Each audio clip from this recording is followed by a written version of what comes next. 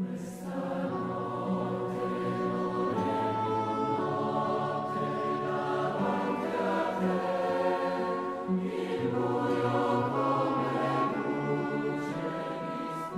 a cada formação, a cada encontro que nós vamos tendo, nós vamos procurando aprender e também procurando aprender a lidar com os desafios que são propostos para nós em cada uma dessas etapas, né? No primeiro momento nós fizemos uma formação que foi mais introdutória, falando um pouco a respeito da vida de Teresa e dos seus anseios, né? De toda essa descoberta desse caminho, desse aprofundamento, para que nós pudéssemos dar um início um pouco mais consistente. Não sei se foi falado aqui, mas retomo mesmo que tenha sido dito, dos livros, né, em que Teresa escreveu.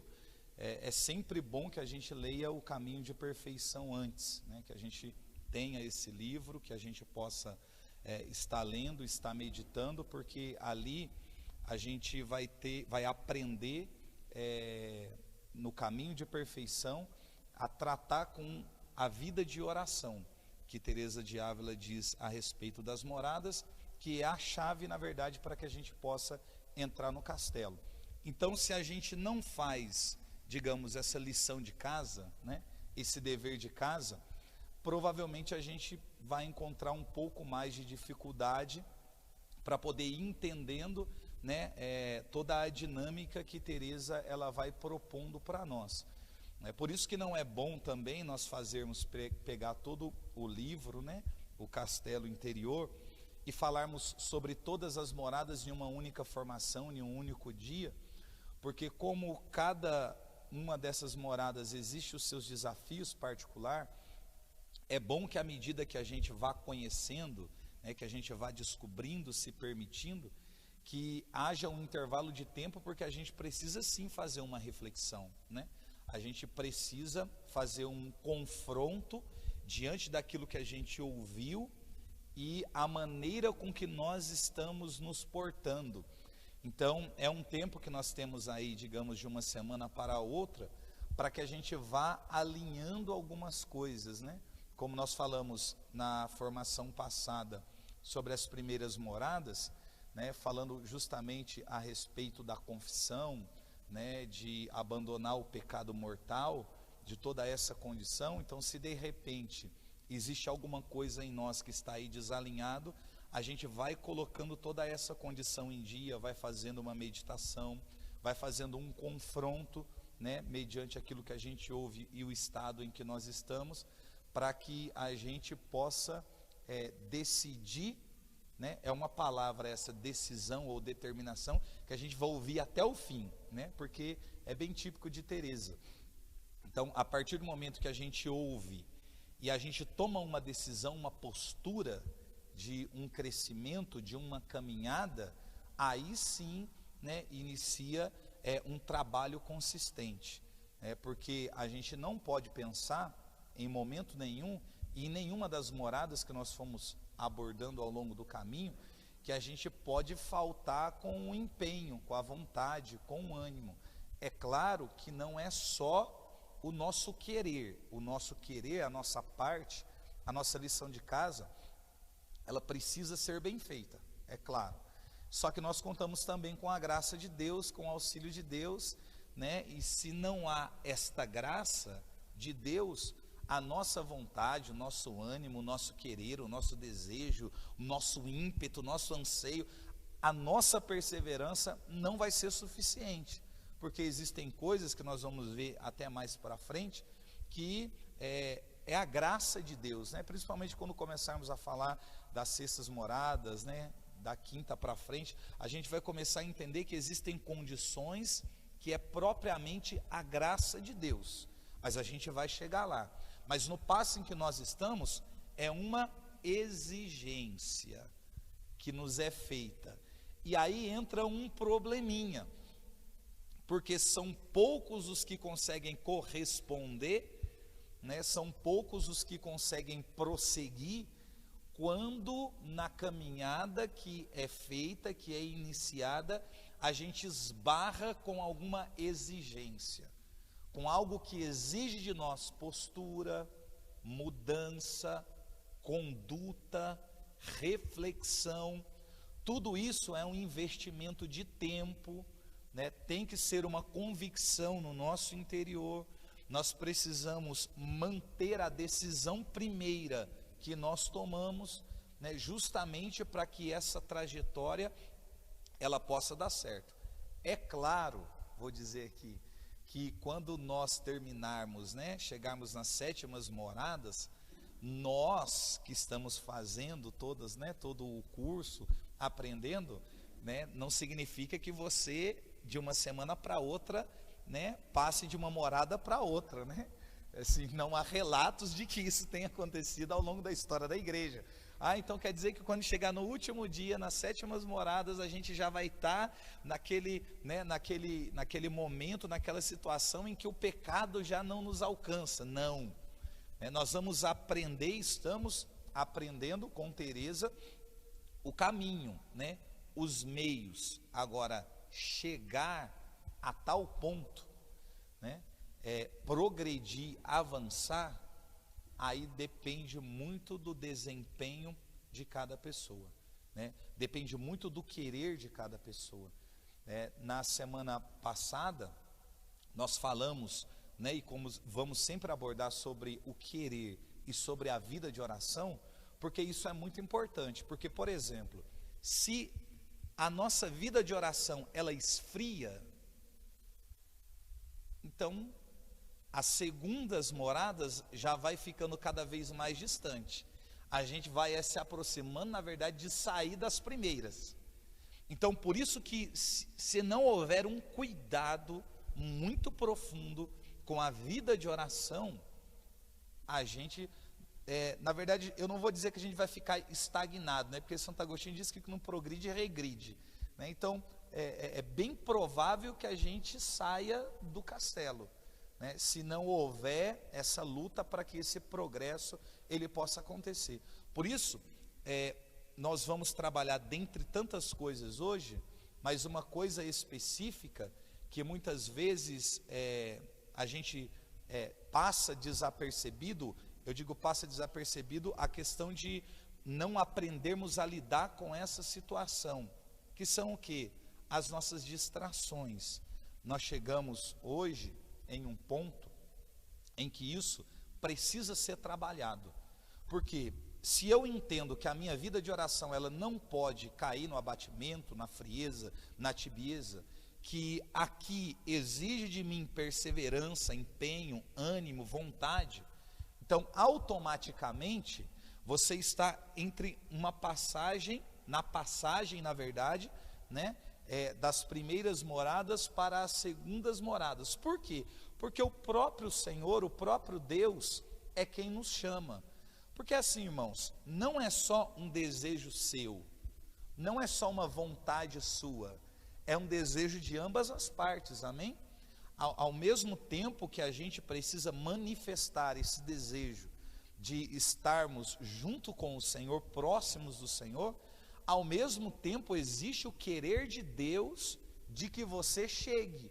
Então, para nós cabe essa vontade, essa determinação, só que para o Senhor há um chamado, há uma convocação. Mas existe uma questão, por quê? Teresa de Ávila, ela diz assim, que nas primeiras moradas, nós somos como surdos e mudos. É como se Deus estivesse chamando, mas o estado espiritual, o lugar aonde ainda nós estamos, a voz é como se não chegasse, por conta de situações que a gente ainda precisa progredir, né, de coisas que a gente ainda precisa evoluir. Então, não é que você está em um ambiente onde Deus não fale, não é isso.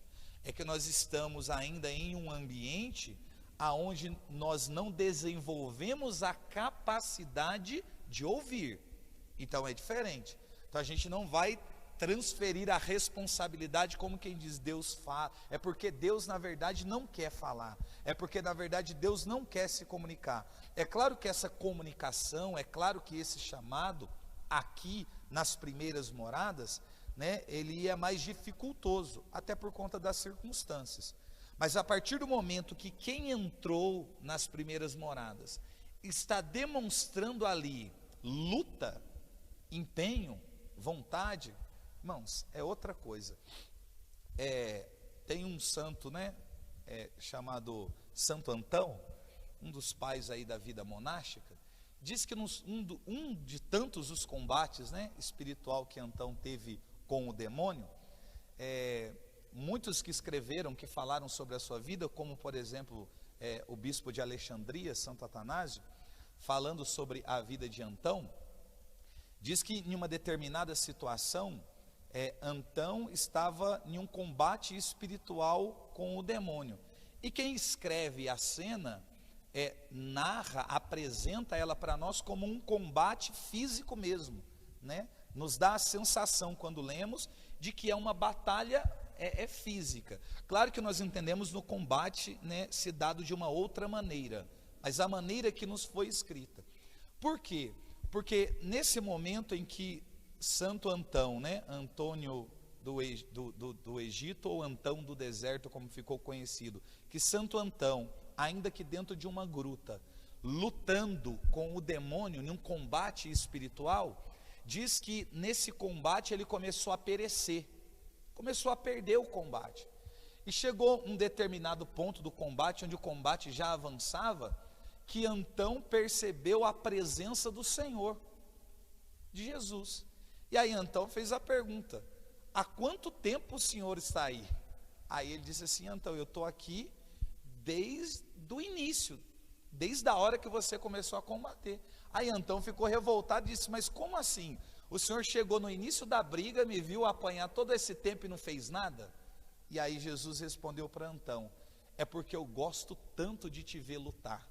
Por mais que ele estivesse perdendo naquele momento o combate, né, entre aspas aí, o Senhor não quis isentá-lo da luta. Irmãos, isso é muito bonito, porque ao mesmo tempo o próprio Deus entende que essa resistência e essa persistência, por mais que o combate esteja desfavorável, e você está insistindo e persistindo em combater, isso agrada muito a Deus. Por quê? Porque Ele encontra ali uma alma valiosa, uma alma grande, uma alma que não se dobra, que não abandona o combate. Então o próprio Deus entende que a qualquer momento você pode vencer, que a qualquer momento essa situação pode ser transformada, modificada. Então é esse sentimento, é esse desejo de luta que precisa existir dentro do nosso coração.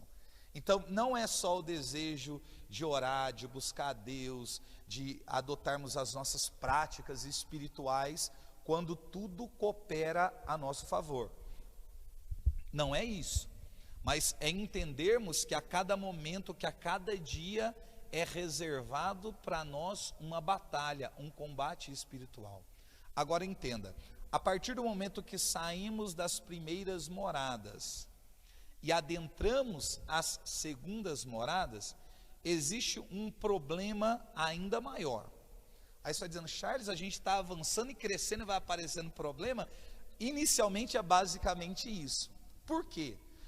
Porque quando há este avanço, por exemplo, quando a gente entra nas primeiras moradas, a gente fica ainda naquela questão, né, do pecado mortal. Então a pessoa está ali, ela entra, daqui a pouco ela sai, daqui a pouco ela vai, confessa, reconcilia, ela entra, aí não mantém um ritmo de oração, acaba tropeçando e cai, então sai, então fica ali, a pessoa é muito inconstante ainda, né? Ela está muito vulnerável, é tudo muito inicial, muito prematuro. Então esse entra e sai se torna algo muito comum. Agora, quando há o progresso das primeiras para as segundas moradas, é como se o demônio olhasse para nós de maneira diferente. Por quê? É como se nas primeiras moradas até então, você perdesse, entre aspas, para você mesmo. Não que não há uma ação do mal, claro que sim, Teresa explica. Só que há muito evidenciado as nossas misérias, justamente no campo do desânimo, do cansaço, né, da pouca disposição, da nossa determinação que é muito fraca, da decisão que a todo tempo a gente volta atrás. Então a gente a gente é muito vulnerável muitas vezes. Então é como se o inimigo olhasse e dissesse: está perdendo para si próprio, está tropeçando nos próprios pés. Agora, quando há essa passagem, que é na verdade um estreitamento, porque essa passagem é muito difícil, mas quando acontece essa passagem, é como se você tivesse dito, com esse passar das primeiras para as segundas moradas, que você é uma alma valiosa. Não que as outras não são, não é esse o sentido, mas eu digo no sentido da luta, de alguém que está ali, que perseverou mesmo nas dificuldades, né? De alguém que travou batalha dia após dia, de alguém que cuidou para que não caísse nos pecados que caía anteriormente, de alguém que brotou no seu coração o desejo de agradar a Deus. Então, quando há essa passagem, irmãos, é como se o demônio olhasse e dissesse: preciso cuidar para que ela não avance, ou para que ele não avance, porque ele entende que esta alma que fez essa passagem das primeiras para as segundas, provavelmente pode fazê-la das segundas para as terceiras, e chegar a um ponto aonde ele não possa fazer mais nada, aonde ele não possa alcançar ou exercer tanta influência como ele consegue exercer aqui. Então nós estamos falando agora de combates que acontecem. A gente vai chegar lá, mas de primeira mão, é justamente aqui que Deus começa uma comunicação conosco, que ela se torna mais clara.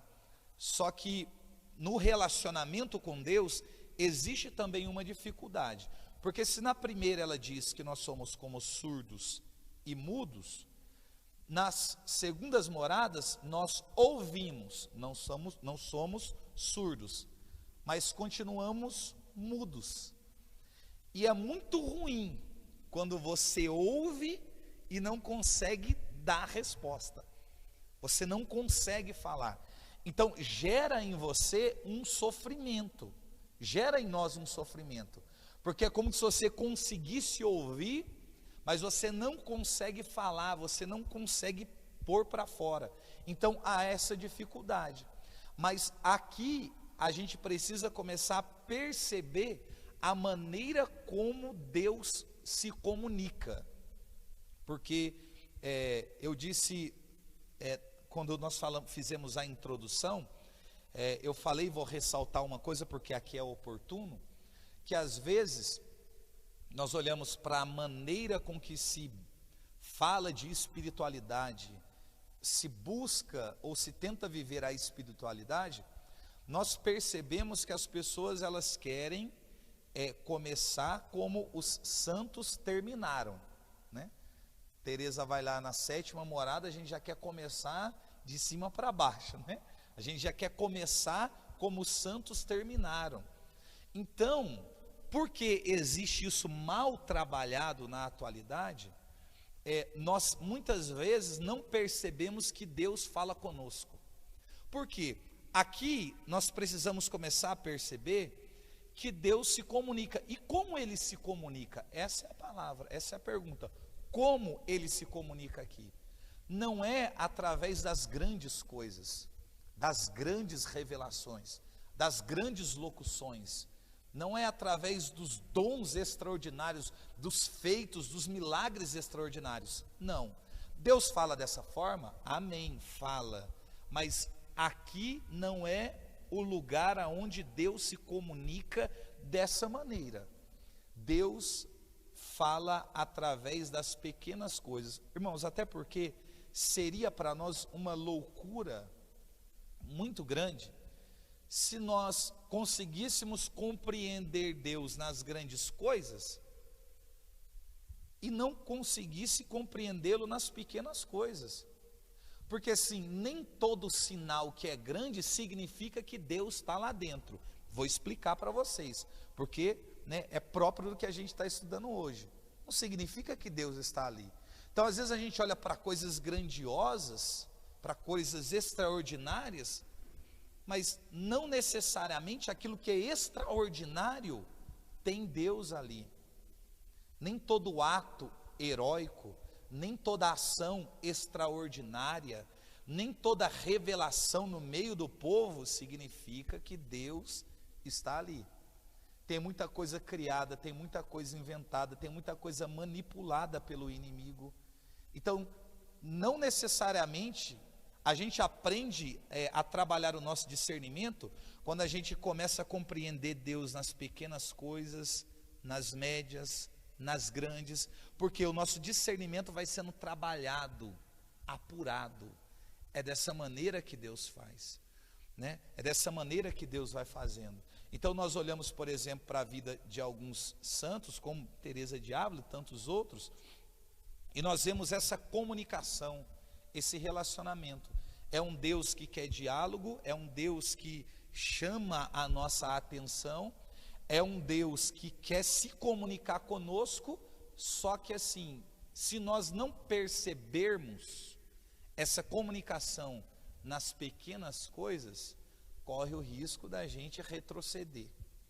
Porque a gente pensa, não, mas é Deus, e porque é Deus, eu espero feitos e coisas extraordinárias. Não. Como que Deus fala? Aqui Teresa de Ávila está dizendo, através de coisas muito pequenas, através de uma fala, através de uma frase, através de uma canção, através de uma música, através de uma formação, através de um direcionamento, através de uma partilha, através de um conselho.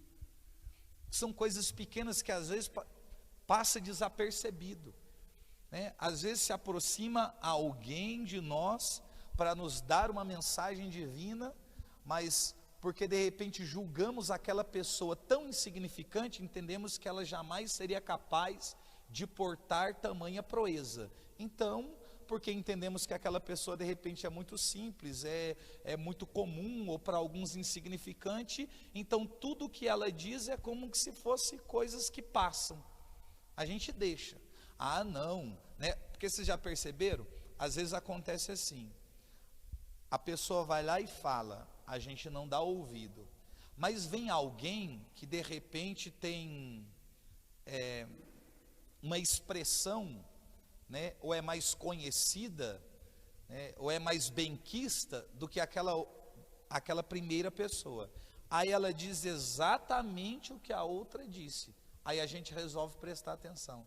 Por quê? Porque de repente a outra pessoa é importante. Eu estou dizendo isso porque assim, às vezes as pessoas me ouvem e querem dizer, nossa, que bonito o que o Charles disse. Só que às vezes não é diferente daquilo que você está ouvindo de um tanto de gente. Às vezes você já ouviu coisa muito mais profunda de quem convive com você, mas porque convive com você, é amigo, é próximo, você. Então, isso a gente não pode perder, gente. Porque senão a gente fica esperando ouvir Deus só da vida do pregador, do padre, do bispo, né? De pessoas, né, conhecidas, e despreza que. Não. Teresa está ensinando, a gente precisa começar a perceber Deus em tudo. De repente até em um irmão de rua, em alguém que nos pede uma esmola, de alguém que cruza o nosso caminho, de alguém que nos pergunta alguma coisa num caixa de supermercado, por exemplo. A gente precisa começar a ter essa percepção, porque à medida que isso vai amadurecendo dentro do nosso coração, isso vai nos tornando aptos para poder avançar, para poder progredir. A gente olha para Santa Teresinha, ela consegue entender a condição da vida em um pão, que em um dia está bonito e no outro dia está murcho. Gente, para mim é fantástico o que Teresinha faz.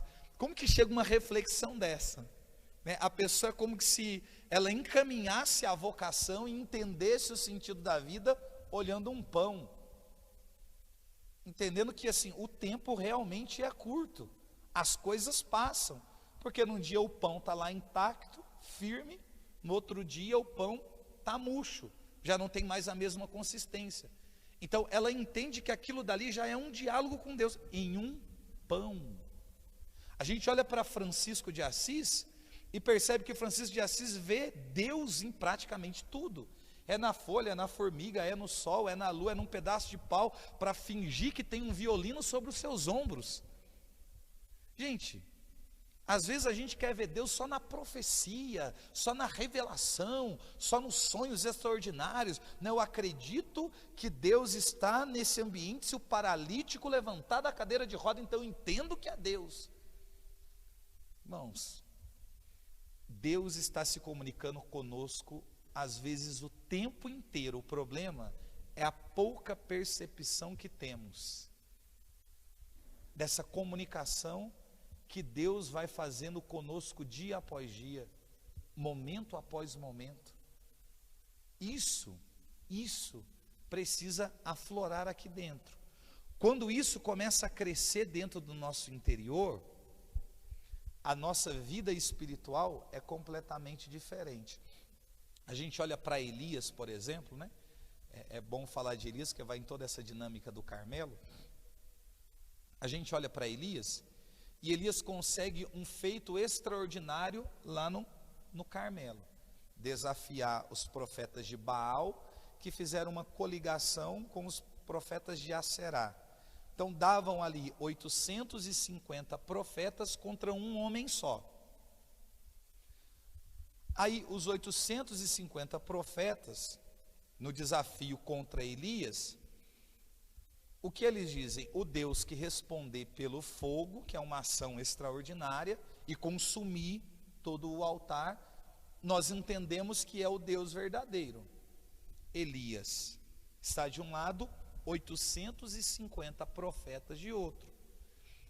Inicia a oração os 850, praticamente o dia inteiro, rezando, gritando, fazendo aquilo que era típico deles. Aí Elias ainda, sarcasticamente diz: gritem, porque de repente o Deus de vocês está dormindo. E aí vocês gritando, ele acorda e pode responder a oração. E aí eles elevam a voz e nada, começa a se flagelar, o sangue descer pelo corpo e nada. Aí quando chega o momento de Elias, até porque ele tentou quase que o dia inteiro, 850 e nada resolveu, Elias piora o desafio. Ele cava a valeta em volta, afunda ela, enche de água, molha a madeira, piora tudo. Só que ele é um único homem. Aí ele faz uma oração que, se você contar na Bíblia, dá aproximadamente 8 segundos, de 7 a 8 segundos. Gente, como que 850 profetas rezam o dia inteiro e não acontece nada? E Elias, em uma oração de 8 segundos, acontece. Aí você pode me dizer: Charles, porque Elias serve o Deus verdadeiro, os outros servem os falsos deuses. Sim, mas até Elias, que serve o Deus verdadeiro, ele tem que ser alguém que agrada muito a Deus para ter uma oração atendida em 8 segundos, gente. Porque são 8 segundos. Quem é aqui que fez uma oração e foi atendido em 8 segundos? Diante de 850 profetas e umas plateias. Às vezes a gente está rezando há 10 anos, 5 anos, 6 anos e a resposta não veio. E às vezes aquilo que a gente reza está pior, não é? E esse camarada conseguiu em 8 segundos ter a resposta. Mas não é aí que eu quero chegar. Aí é o feito extraordinário. Aí ele recebe uma ameaça de Jezabel, foge para o deserto, se coloca debaixo de um junípero e deseja a morte. O que a gente percebe em Elias? Uma oscilação no seu relacionamento com Deus. Aqui, ele tem coragem de zombar de 850 profetas. Aqui, ele agrada tanto Deus, que em 8 segundos, Deus responde a oração. Aí ele recebe uma ameaça de uma mulher, fica com medo, foge, deita debaixo de uma árvore por conta de um cansaço, mas faz uma oração, que é diferente da oração de 8 segundos. Que oração que ele faz? Deus, tira-me a vida. Gente, como é que a gente explica isso? Se a gente olhar para a vida dos homens de Deus, as mulheres de Deus, os santos da igreja, a gente vai perceber essa oscilação, porque é muito difícil A pessoa que, ó, eu entrei, né, fiz todo esse caminho de perfeição, então a minha vida foi só avanço, só progresso, só crescimento, só maturidade, eu não tropecei, eu não caí, eu não resvalei, eu não desanimei, foi só crescimento. Não, não existe isso, gente, não existe. Até porque Teresa ensina que em alguns momentos, né, até se tratando aqui das segundas moradas, existem situações contrárias que Deus permite para um bem maior. Como às vezes uma queda, uma enfermidade. Por quê? Porque às vezes é a única maneira que Deus vai conseguir trabalhar em você algumas condições. Então há essa permissão. Não é pensando em você sair, retroceder. Não, mas é pensando justamente na maturidade, no crescimento, na evolução. Aí olha, aí Elias está lá debaixo da árvore, querendo morrer, em um estado praticamente depressivo. Aí Deus envia um anjo e diz para Elias: Elias, come o pão, né? Come o pão e bebe a água. Aí Elias come, volta a dormir. Como quem diz, eu vou continuar no estado de prostração. Perceba, Elias recebeu a visita de um anjo, comeu o pão ou bebeu a água, e o que ele fez? Voltou para o mesmo estado que estava antes. Porque às vezes a gente chega em momentos, em situação da nossa vida, que é muito difícil sair. É muito difícil levantar. Que não é assim, olha, levanta, pronto, estou de pé, eis-me aqui. Não. Porque existem situações que é difícil você se desvencilhar dela. Você se enredou tanto que é complicado. Aí por uma segunda vez o anjo volta. Essa segunda vez em que o anjo vai a Elias, o que Deus está dizendo? Deus está dizendo assim: eu não desisti de você. É como se Deus dissesse: Elias, você pode muito mais do que isso. Você conseguiu feitos maiores do que este. Você já esteve em momentos da sua vida diferente deste que você está. Aí o anjo vai lá e diz: come o pão e bebe a água, e dá uma ordem, diz para ele: porque é longo o caminho a ser percorrido. Como que se dissesse, ainda tem muito mais etapa. Vamos colocar entre aspas, existem outras moradas que você precisa conhecer. Come o pão, bebe a água, porque é longo o caminho a ser percorrido. Ele comeu o pão, bebeu a água, com a força daquele alimento, ele ficou 40 dias e 40 noites, sem precisar comer absolutamente nada. Aí ele chega no Horebe, na montanha, entra na montanha, e aí Deus faz uma pergunta para ele que é fantástica: Elias, o que você está fazendo aqui? Porque assim, um dia você reza e o fogo, eu faço o altar pegar fogo. No outro dia você fala que quer morrer. Então assim, na verdade, o que você quer?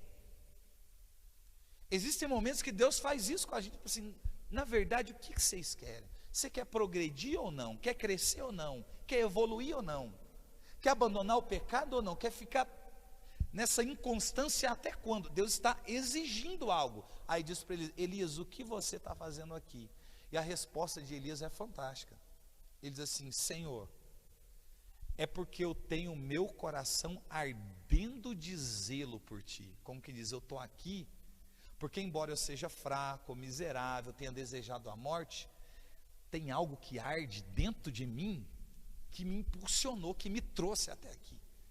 É como se assim, existe um desejo de Deus em Elias, maior do que as suas fraquezas. É justamente aí que a gente precisa chegar nas segundas moradas.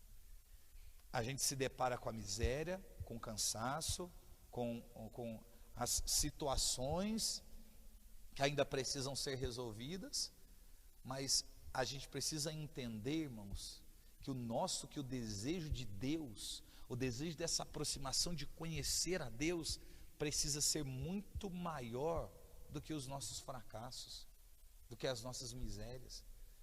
É como se Elias dissesse: Deus, eu sei que eu desejei morrer, eu sei que eu estava cansado, mas eu não posso ficar no cansaço, no sentimento de morte, no desejo de desistência. Eu entendi que é longo o caminho. Aí Deus faz com Elias aquilo que é próprio do ensinamento de Teresa.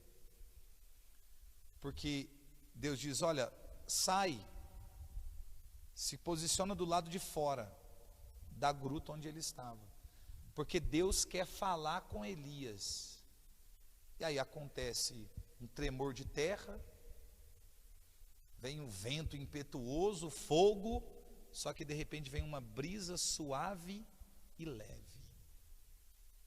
Gente, veio o tremor de terra extraordinário. Deus não está ali. Vocês estão entendendo? Embora seja algo extraordinário, Deus não está ali. Vem um vento impetuoso, Deus não está ali. Só que vem uma brisa suave e leve, e Deus está na brisa suave e leve. A capacidade de Elias de conseguir perceber Deus numa brisa suave e leve. A gente pega Atos dos Apóstolos capítulo 2, na sala do cenáculo há um vento impetuoso, é uma ação extraordinária do Espírito de Deus. Mas e se fosse uma brisa suave e leve? Que provocasse a mesma ação, distribuísse os dons da mesma maneira, mas se fosse uma brisa suave e leve. Ia ter gente que ia achar que a ação seria menos meritória, que seria inferior, porque é uma brisa suave e leve. E parece que a gente só procura Deus em coisas grandes, extraordinárias, coisas fora do comum. Então, se a gente não aprende a ouvir Deus nessas pequenas coisas, é complicado. Eu estava nesse final de semana agora que passou, no estado do Rio de Janeiro, pregando um encontro para uma comunidade, chamada Comunidade Servir. O fundador é o Dinho. Tinha aproximadamente uns 100 vocacionados, entre consagrados e pessoas no caminho vocacional. Eu fiz 7 pregações lá, com muito custo, porque pregar 7 pregações em 2, 3 dias exige muito da gente. Só que teve um momento, assim, mais ou menos no meio do retiro, que deu uma chuva do nada, assim. Eu fui começar a pregação, acho que eu ia pregar até sobre Samuel, e no fundo eu percebi que choveu muito. E assim, a sensação que nós tínhamos, pelo menos ali dentro, não era a sensação de que o tempo estava fechado, ou aquele ventinho que você vê que vem trazendo chuva e aquela coisa. Então, eu ali na frente, já iniciando para pregar, eu olhei para a chuva com estranheza, tipo assim, nossa, mas chovendo? Tá para a chuva, o tempo tá bom. Só que deu uma chuva, foi até que rápida, parou, continuou o momento. E aí eu fui ao banheiro, me dirigindo para o banheiro, veio uma mãe com, não sei se era sobrinho, se era filho, enfim, mas uma criança do tamanho do meu menino, de uns 3, 4 anos, pequenininho, e falou assim, diz para o pregador o que foi que vocês fizeram na capela. Aí eu fiquei olhando, uma criança, né? Assim, a gente tem sempre aquele sentimento, vai falar uma coisa bonitinha, né? Porque é uma criança, né? Aí ele não conseguia falar, aí a pessoa explicou, ele falou, não, Charles, é porque juntou ele e mais outras 2 crianças, eles estavam jogando bola aqui, né? Porque enquanto a gente estava no encontro, eles estavam ali, criança. E a bola que eles estavam caiu dentro de um cano, assim no chão. E quando a bola cai no cano, ela entra lá dentro do cano, não tem como tirar. Só você quebrar o chão e arrancar o cano. Então, quando que essa bola sai de lá? Porque foi o que disseram para as crianças. Agora, para a bola sair, é só quando chover. Porque quando chove, vem muita água, a água entra no cano, empurra a bolinha para fora. Aí o que as crianças disseram? Então a gente vai lá na capela rezar até chover. Gente, e não choveu? Essas coisas é impressionante. E eu não olhei assim, tipo assim, nossa, que bonitinho. Eu já olhei e falei, nossa, que menino é esse? Que situação é essa? Porque se eu estou há 20 anos quase pregando e eu não, assim, não acontece essas coisas comigo, um menino de 4 anos, eu ainda fiz uma brincadeira, eu falei, vou levar esse menino para 7 Lagoas, porque lá não chove, né? Fiz até uma brincadeira.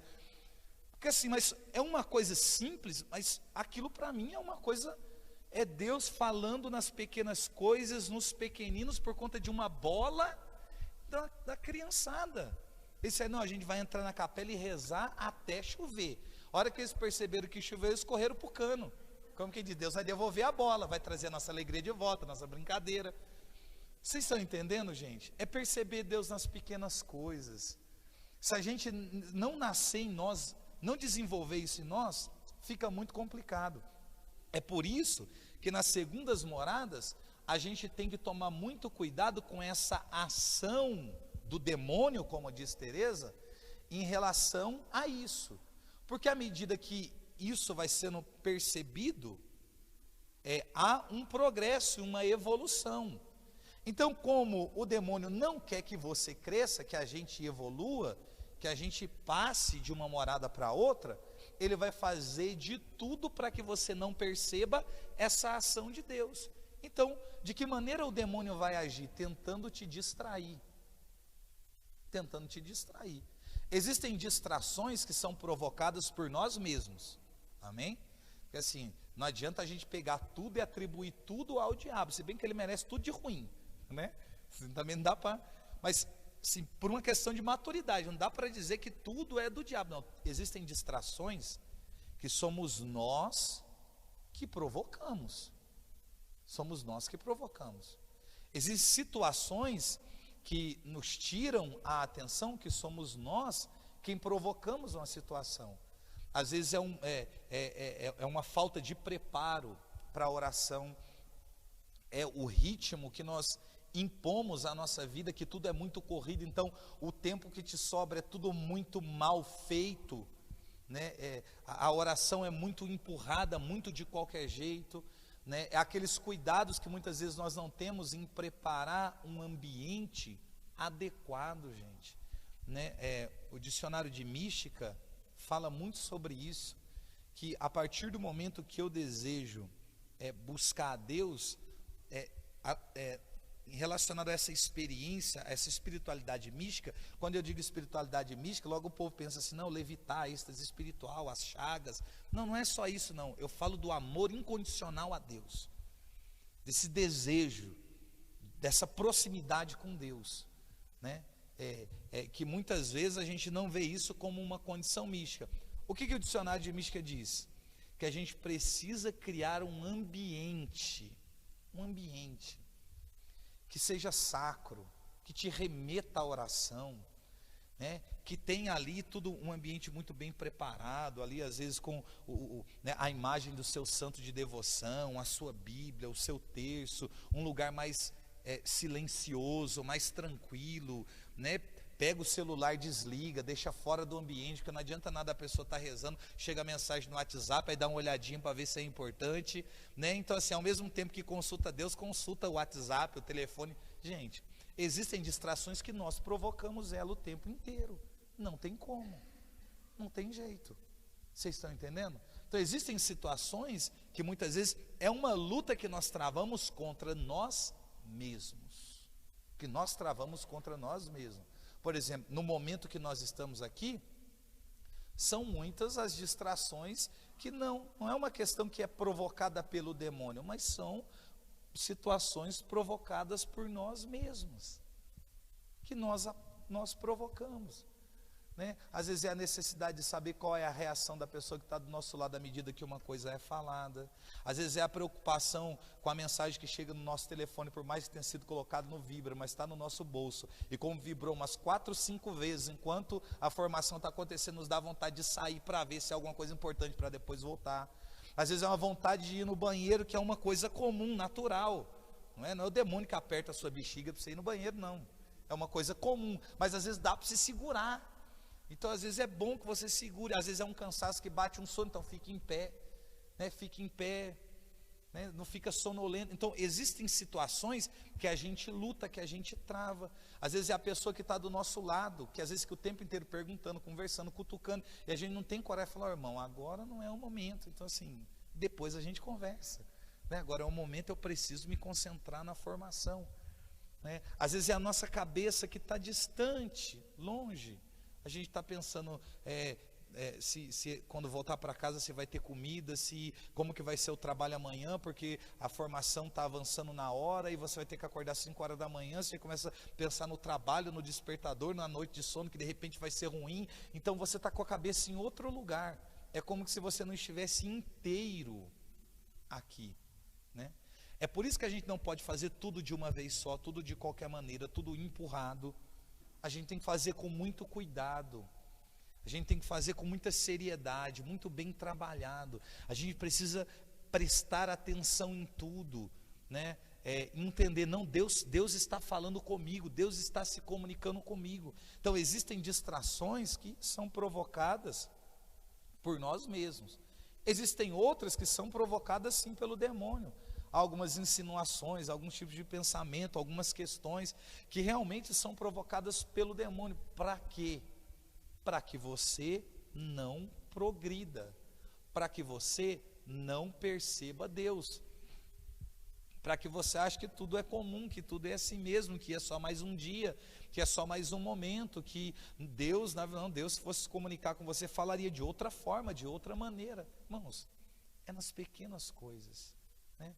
A gente olha para Santo Antão, como eu disse, ele se converteu e entrou para o caminho de perfeição quando ouviu um versículo dentro de uma leitura na homilia. Antão, um analfabeto, não sabia nem ler nem escrever, só tinha acesso às Sagradas Escrituras na missa, porque não podia fazê-lo, né? Pela deficiência que tinha, por não poder, não saber nem ler nem escrever. Tinha no coração desejo de agradar a Deus, mas não sabia como. Aí na missa o padre disse, falando do jovem rico, quando chega na parte que diz, se queres ser perfeito, vai, vende o que tem, dá aos pobres e me segue. Gente, ele ouviu isso. Ele não ouviu 15 pregação, ele não ouviu 50 músicas, ele não fez 18 retiro. Não, ele ouviu isso. E essa palavra que ele ouviu fez com que ele ingressasse num caminho de perfeição, iniciasse praticamente a vida monástica e se tornasse um grande santo da igreja. São Francisco Xavier ouviu de Santo Inácio as seguintes falas: que adianta ganhar o mundo inteiro e vir a perder a sua alma? Aí Francisco falou, mudou o homem, se tornou patrono das missões. Segundo quem estuda muito sobre Francisco Xavier, o homem que mais teve dons espirituais, o homem das ressurreições, patrono das missões junto com Santa Teresinha, ouviu uma fala. Gente, quanta coisa a gente escuta e não muda, quanta exortação a gente escuta e não muda, quanta canção a gente ouve e não muda, quanto livro a gente lê e não muda, quanta formação a gente tem e às vezes tem essa dificuldade de mudança. Esses homens ouviram palavras e tomaram uma decisão de ingressar no caminho de perfeição e ir até o fim. Tiveram dificuldades, tiveram problemas, tiveram as lutas, as exigências particulares propriamente de cada um, mas foram até o fim. Então, esse sentimento precisa existir em nós. Mas para que a gente não progrida, vai vir o quê? As insinuações do demônio, as distrações. Então, se a gente não cuidar dessas distrações, Deus fala, a gente não percebe. Deus corrige, a gente não percebe.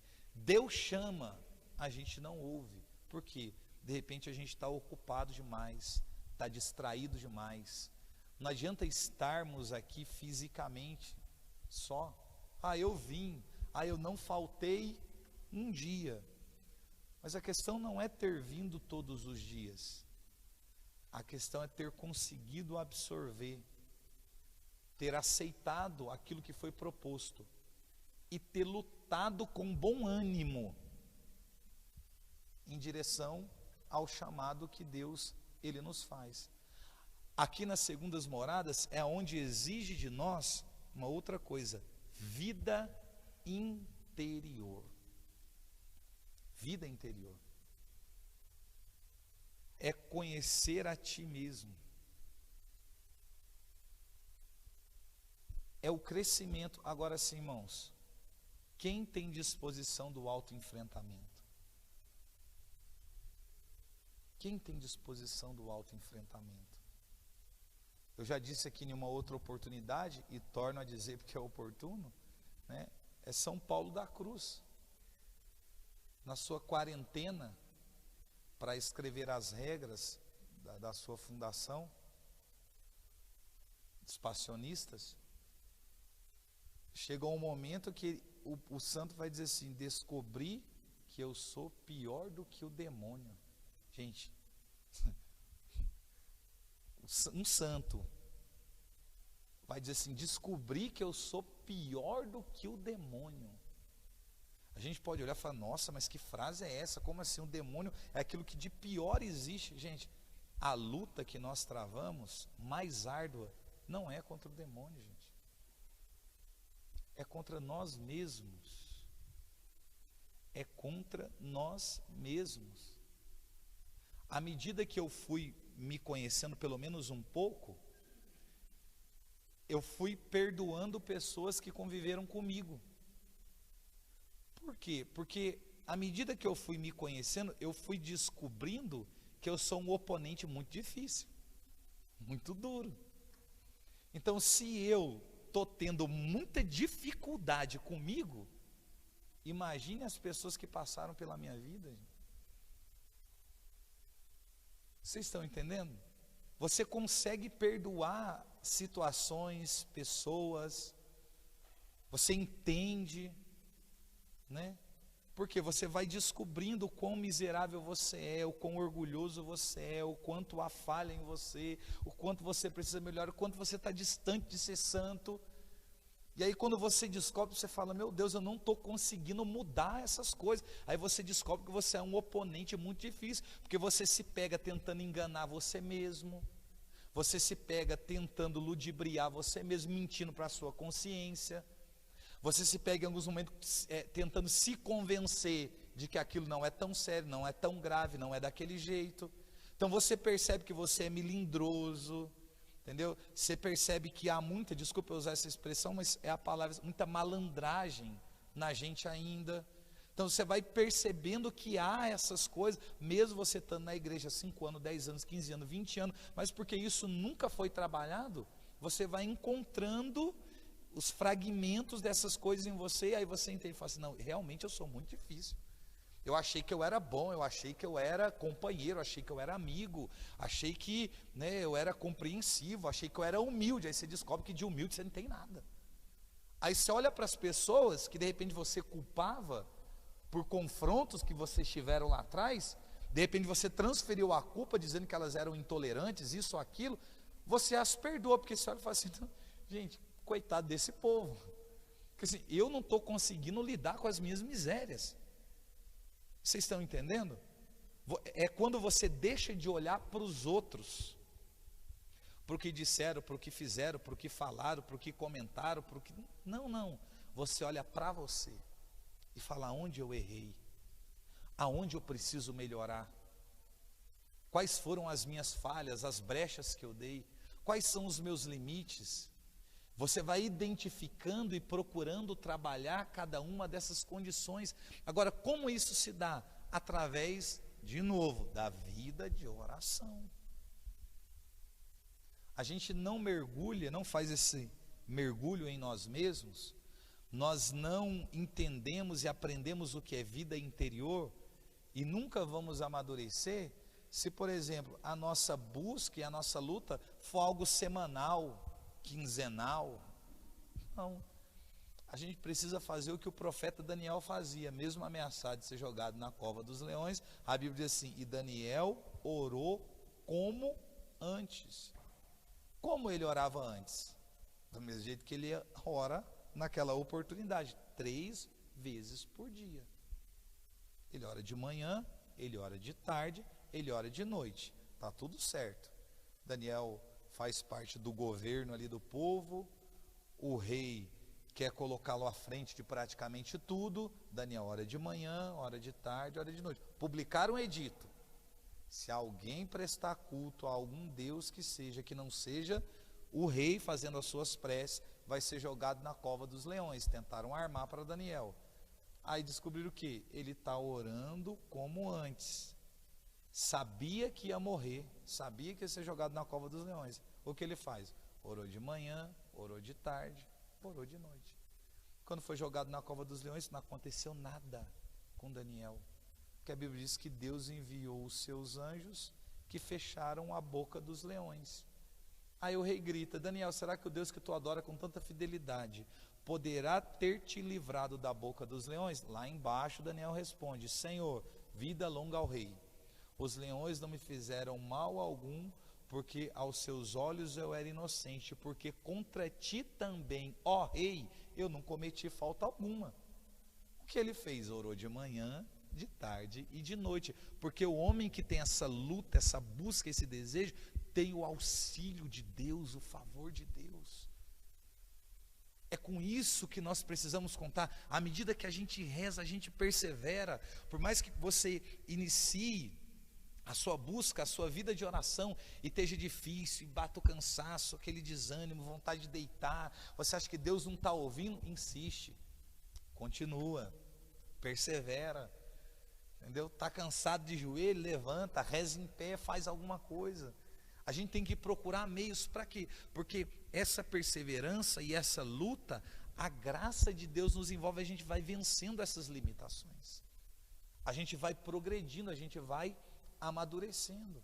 Então, determina aqui o progresso espiritual quando há essa disposição, mas também pode acontecer a decadência espiritual.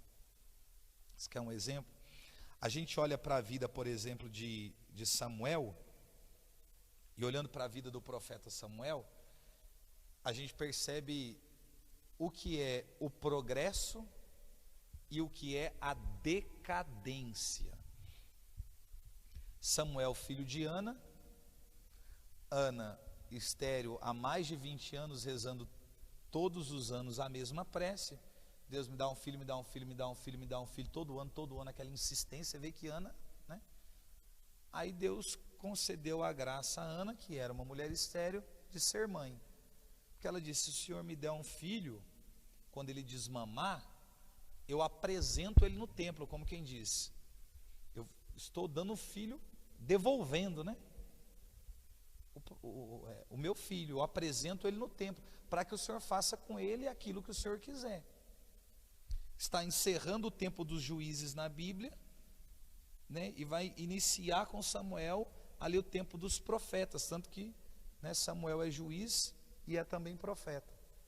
Aí ele desmama e é apresentado no templo. Gente, a gente lê a Bíblia, nesse trecho, é fantástico, porque quem era a autoridade espiritual sobre o povo? Um sacerdote chamado Eli.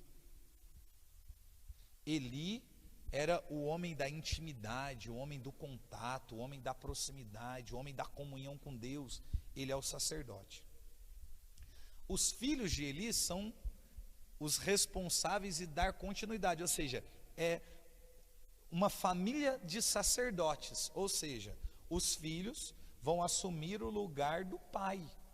Então é como se aquela casa já tivesse sido destinada para que eles pudessem, né, cuidar não só do templo, mas eles herdariam os filhos o quê? O relacionamento com Deus, a intimidade com Deus.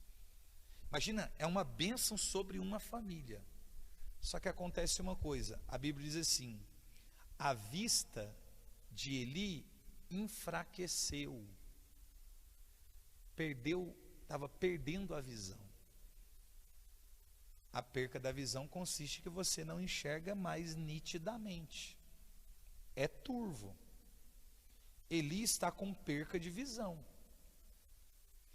E Samuel é um menino que está no templo. Qual é a função de Samuel? Samuel abre e fecha o templo, Samuel limpa o templo, Samuel cuida dos utensílios do templo, Samuel serve no templo. É a função de Samuel, ele é um menino. Os filhos de Eli cresceram, e ao invés de seguir um caminho de santidade, a Bíblia diz que eles se prostituíam com as mulheres que serviam na entrada da tenda de reunião. A tenda de reunião foi um lugar que Moisés construiu fora do acampamento. Por que fora do acampamento? porque é um lugar que remete à intimidade, então não pode ser ali no meio de todo mundo. Então, como segundo, Flávio José, era aproximadamente 2 milhões de pessoas, você pôr a tenda no meio do acampamento, privacidade praticamente nenhuma. Então ele construiu fora, a uma certa distância, o que diz a Bíblia. Como quem diz, quem quiser falar com Deus, vá à tenda de reunião fora do acampamento, que é um lugar de intimidade. Olha o que Moisés fez, gente. Preparou para ele um lugar de intimidade com Deus, chamada tenda de reunião. Ali Moisés ia, a Bíblia diz que ele se entretinha com Deus e falava com Deus face a face. Quando Moisés saía, diz que o povo nem sequer olhava para Moisés, de tanto que aquela glória de Deus impregnada no rosto de Moisés. Mas quando Moisés estava lá dentro, diz que a nuvem de Deus descia da glória de Deus e se colocava na entrada da tenda, como se fosse uma porta fechando, se colocava na entrada da tenda a nuvem da glória de Deus. E nessa nuvem da glória de Deus, que é chamada de treva mística, ali Deus se comunicava com Moisés. Dali Moisés ouvia a voz de Deus e tinha esse relacionamento. Na entrada da tenda de reunião, a nuvem descia. Gente, os filhos de Eli estão se prostituindo com as mulheres que servem no lugar aonde essa nuvem vem. É sério. É muito sério. Porque eram para ser 2 homens de Deus, de cuidar da santidade. Eles estão na porta de um lugar santo, onde a glória de Deus se manifesta, se prostituindo. Qual que deveria ser a atitude de Eli? Repreender os filhos. O que ele faz? Finge que não vê. Ele fingiu que não viu. Fingiu que não sabia. Deixou passar. Foi negligente. É a decadência. Ou seja, o homem que cobrava santidade agora não se importa mais da prostituição na porta da tenda de reunião. É a decadência. A decadência. Aí, dentro do templo, tem a Arca da Aliança, que é onde Deus se manifesta. Samuel está ali dentro, Eli está ali dentro, os filhos na bagunça, na prostituição e tudo que é errado. Aí, gente, Deus chama Samuel. Há um chamado na vida de Samuel, como há um chamado para você passar das primeiras para as segundas, das segundas para as terceiras. Deus diz assim: Samuel corre até Eli e diz: o Senhor me chamou? Ele diz: não te chamei, volta. Aí ele volta e Deus diz: Samuel. Ele corre até Eli e diz: o Senhor me chamou? Ele diz: não, eu não te chamei, volta a deitar. Pela terceira vez, Deus: Samuel. Aí ele vai lá e corre até Eli: o Senhor me chamou? Ele diz: não te chamei. E aí ele percebe uma coisa, só percebeu na terceira vez. Você vê que já é decadência. Quando você ouvir essa voz te chamar, você diz assim: fala que o teu servo ouve. Aí ele foi e deitou. E a Bíblia usa um termo que não representa, na tradução, claro, a veracidade do acontecimento, que diz assim, quando vai falar dessa quarta vez, e Deus chamou Samuel como antes. Não, Deus não chamou Samuel como antes. Essa tradução é muito pobre. Que a Bíblia diz assim, que Deus se aproximou de onde Samuel estava deitado e chamou Samuel por 2 vezes. Samuel, Samuel. Só que aonde Deus está? Do lado da cama do menino. Gente, ele é um menino. Só que ele está dentro do templo. E o responsável pelo diálogo é Eli. A decadência na vida de Eli acontece aí. É quando Deus deixa de falar com o sacerdote para conversar com o menino. Deus deixa de ter comunhão com Eli, que é sacerdote, para conversar com o menino que está ali servindo no templo. E você lê o texto, sempre que fala dos pecados dos filhos de Eli, quando fala da negligência de Eli, a Bíblia sempre usa um termo dizendo assim: enquanto isso, Samuel servia no templo. Aí diz: e os filhos de Eli se prostituíam na entrada da tenda de reunião com as mulheres que serviam. Enquanto isso, Samuel crescia. Vocês estão entendendo? Enquanto tudo estava acontecendo, tudo estava bagunçado, tudo dando errado, tinha alguém que dentro estava sendo preparado. Irmãos, é isso que Deus quer fazer com a gente. Enquanto tudo de repente está um caos, está uma bagunça, está de ponta cabeça, está dando errado, dentro de quem? Dentro de nós mesmos. Deus está preparando alguém para quê? Para poder chegar do lado, como chegou de Samuel, e dizer, não Samuel, Samuel, mas chamar o teu nome. Aí Deus diz assim para Samuel, Samuel, olha que coisa linda, gente. Assim, lógico que o discurso é pesado, mas o relacionamento é bonito. Samuel, eu preciso te dizer uma coisa, porque eu vou fazer tal coisa em Israel, que quando o povo souber, eles vão ficar espantados. Aí Samuel diz, o que, Senhor? Eu vou destruir a casa de Eli, porque eu já avisei, eles não consertaram. Aí no outro dia de manhã, ele não quer abrir a porta do templo, para não encontrar Eli. Quem encontra? Eli. Aí Eli diz uma coisa que é típico de quem está na decadência espiritual. O que foi que ele te disse? Não é o que foi que ele te disse. Ele é sacerdote. Sacerdote se porta a Deus como Senhor. O que foi que ele te disse? Como assim ele? Como alguém que já, eu tinha comunhão, não tenho mais. O que foi que ele te disse? Samuel fica em silêncio. Aí Eli continua e diz, se você me ocultar alguma coisa do que ele te disse,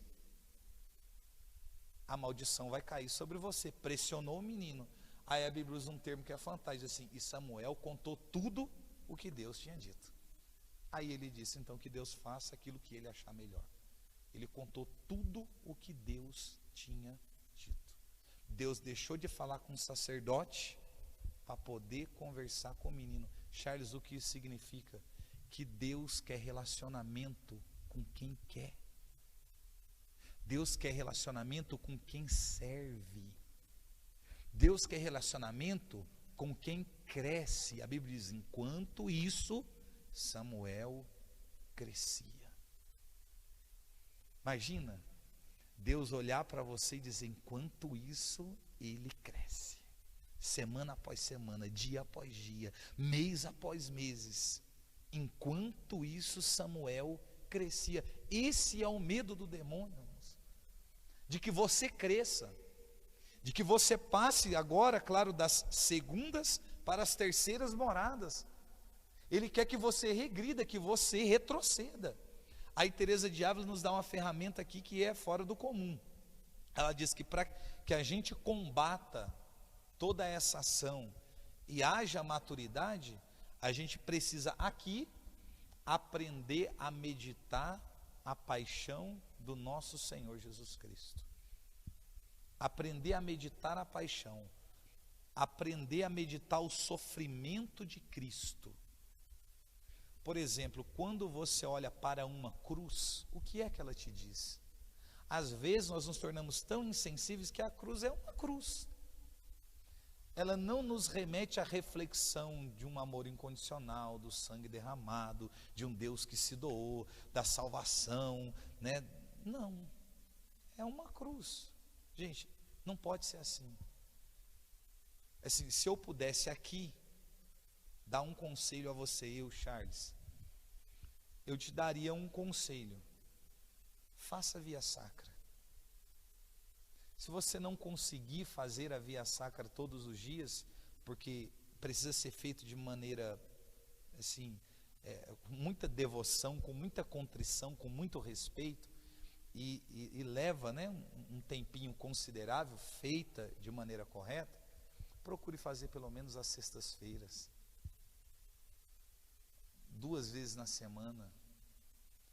Para quem está aqui nas segundas moradas, aonde a preocupação não é só os pecados mortais, mas também as pequenas faltas que incomodam. Sabe quando chega um momento que, assim, lógico, você não peca, não há pecados, você não está confessando mais os pecados mortais, mas existem as faltas pequenas, as pequenas faltas que a gente tem e que você percebe isso em você e que te incomoda. que te incomoda, né? Olha para você ver, às vezes é até o fato da gente falar demais. A Bíblia diz assim, que mais vale o homem que domina a sua língua do que aquele que conquista uma cidade. Mais vale o homem que domina a sua língua do que aquele que conquista uma cidade. Há mais valor para Deus. Então, a gente chega em um ponto onde as pequenas faltas, os pecados veniais, por mais que eles sejam evidentes, gera em nós incômodo, porque a gente está querendo progresso. Então você não está cometendo aqueles pecados que você cometia outrora e que você teve que confessá-los e lutar para não tornar a confessar, mas existem as pequenas faltas que precisam também ter uma luta contra elas, um progresso, né? São Bernardo de Claraval diz assim, nós percebemos que estamos trilhando o caminho de santidade quando nasce no nosso interior, muitas vezes, em abrir mão até daquilo que não é pecado. Olha o que diz São Bernardo de Claraval. Ah não, mas isso não é pecado, eu sei que não é pecado, mas eu não quero. Porque tem coisa que não é pecado, mas não convém. Tem coisa que não é pecado, mas não é oportuno. Tem coisa que não é pecado, mas eu não quero. Porque eu entendo que mesmo não sendo pecado, pode gerar uma circunstância de pecado para alguém. Gente, eu me lembro até hoje, vou encerrar, eu devia ter uns 2 anos na igreja, caminhando, era jovem, em grupo de oração, e eu tinha um costume que era um costume de menino. Eu tomava tubaína, não sei se aqui tem tubaína, eram uns refrigerantes, você viu nas garrafas, essas garrafas, né? E eu gostava de tomar tubaína e comer paçoca, é tipo um hábito, sabe? Você desenvolve um hábito. Então, perto da minha casa tinha um barzinho muito pequenininho, né? Tanto que a mesinha ficava na rua assim, de frente a uma praça, e ali eu comprava, assim, comum, praticamente quase todo dia, ia lá, comprava uma tubaína, comprava umas 4, 5 paçoca, comia paçoca e tomava tubaína. Trem doce demais, não aguento fazer isso hoje mais não, mas na época sei por que eu gostava disso, mas eu gostava. E eu lembro que foi assim, ó, o povo me observou fazendo isso, porque assim, a garrafa de tubaína, ela é igual à garrafa de cerveja, o casco. O rótulo está escrito tubaína, mas só que do outro lado da rua as pessoas não lêem tubaína. E se o rótulo está virado para você, eu já não tinha um passado legal, o cara que usava droga, bebia, fazia tudo na bagunça. Aí eu estou sentado na frente de um bar, com uma garrafa que parece de cerveja, mas é de tubaína, comendo paçoca. É típico do cara que gosta de beber e come alguma coisa de tira-gosto. Aí o povo começou a dizer que na verdade eu não estava na igreja coisa nenhuma, e eu fiquei muito bravo, porque assim, não, a minha consciência, eu sei que eu estou tomando tubaína, e me davam aquele copo americano, que é aquele copo tipo de quem toma cachaça, ou cerveja. Então assim, gente, tá na cara que parece que tá assim, embora, mas assim, não convém eu estar na frente de um bar, não convém eu tomar tubaína naquele sistema, daquele formato, vocês estão entendendo? Então assim, Charles, é pecado você tomar um copo de refrigerante? Não, não é. Só que a circunstância gerou raiva em mim, que é pecado, que a minha vontade é de agredir as pessoas, e gerou pecado nas pessoas, todo mundo começou a me julgar, falou, não, Charles, ele vai no grupo, mas bebe todo dia, ele vai no grupo, mas todo dia à tarde ele está bebendo, não, mas ele pregou no grupo hoje, mas antes de pregar ele passou no bar e bebeu. Eu falei, mas eu tomei, era tubaína, mas como é que a pessoa vai saber que o negócio é tubaína? Vocês estão entendendo o que diz São Bernardo de Claraval? É quando a gente começa, sabe, então eu tive que ir cortando algumas coisas, mas desse jeito a gente não vive. Gente, a gente vive, porque assim, nas segundas moradas, a gente começa a desenvolver em nós um desejo de santidade, desperta em nós aflora em nós uma liderança, que esse caminho que você dispõe a trilhar, gera seguidores. É aqui que as pessoas começam a olhar para você e te ver como exemplo, já é nas segundas moradas, como quem diz, nossa, vou chegar perto, nossa, vou acompanhar, nossa, quero ser amigo, nossa, vou fazer a mesma coisa que ele está fazendo, nossa, quero ir nos mesmos lugares. Então, por isso que o demônio se preocupa, porque você não vai passar de uma para outra sozinho, é como se você passasse e levasse um tanto de gente com você, Então, é uma perca muito grande para o demônio. Então, por isso que ele vai tentar te distrair, vai tentar te enganar, vai tentar fazer você esfriar, retroceder, porque ele sabe que você chegou num ponto aonde as pessoas começam a olhar para você e ver esse progresso, essa luta, esse caminho. Porque não é assim, agora só ele não mata, não rouba, não é só isso, não. É até aquelas faltas pequenas, os hábitos ruins, né? As situações que fazia, vai cuidando de tudo, sabe? Vai transformando tudo, porque vai incomodando, vai inquietando, vai mexendo. E não é ninguém dizendo para você, olha, isso pode, isso não pode, isso está certo, isso está errado. Não, não. É você mesmo olhando para você e dizendo, não, eu não estou bem assim. Eu não estou bem com essa conduta, eu não estou bem agindo assim, eu não estou bem frequentando esses lugares, eu não estou bem usando essa roupa, eu não estou bem. Você vai modificando, modificando, modificando, e isso vai chamando a atenção de outros e de outros e de outros. Então é como se você levasse muita gente com você. Você está entendendo? Que nas segundas moradas é uma situação de um progresso espiritual muito grande. Há muito mais chances aqui de você progredir do que você retroceder. Há muito mais chances de você progredir do que você retroceder. Porque de ter passado das primeiras para as segundas, você já disse com esse gesto que você é firme. Não que você não possa sucumbir, pode. Até porque é próprio das segundas moradas a questão do sofrimento, né? Sofrimento em que, Charles? Porque algumas situações Deus permite para poder ainda nos tornar mais fortes, outras porque nós ouvimos e não conseguimos ainda nos comunicar, porque ainda nos falta alguma coisa. Então é próprio aqui nós sermos também lapidados pelo sofrimento,